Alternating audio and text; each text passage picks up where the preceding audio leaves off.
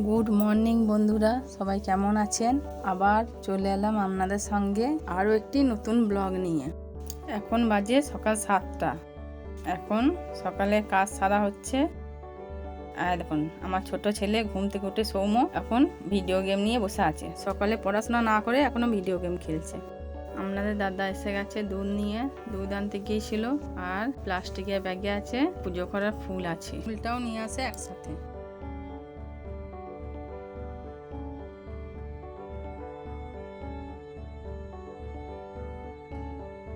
আচ্ছা, কার কার বাড়িতে এই ঘটনাটা ঘটে একটু কমেন্ট করে জানাবেন তো। আমার বাড়িতে কি ঘটছে একটু দেখুন আপনারা। বুঝতে পারলেন ঘটনাটা কি হলো?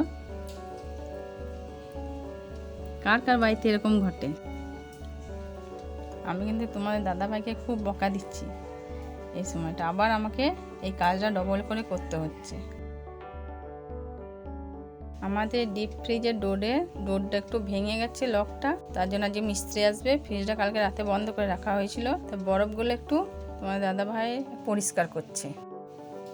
এবার বড় ছেলের সকালে খাবার ছোলা, কাজু বাদাম আর খেজুর, এগুলো সকালবেলায় বড় ছেলে স্নান হয়ে গেছে, এবারে এগুলো খাবে।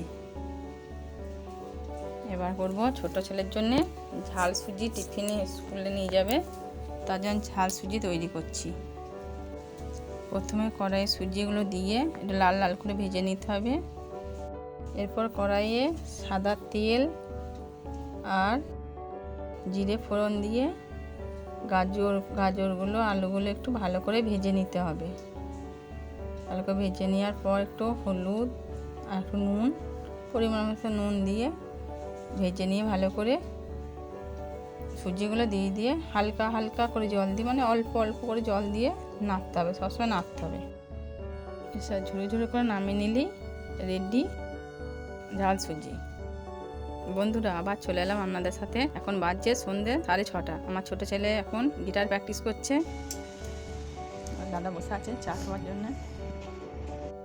আদা দিয়ে লিকার চা হচ্ছে। আজকে ব্লগটা এই পর্যন্তই, আবার আসবো নতুন একটি ব্লগ নিয়ে। নমস্কার বন্ধুরা, সবাই ভালো থাকবেন, সাবধানে থাকবেন।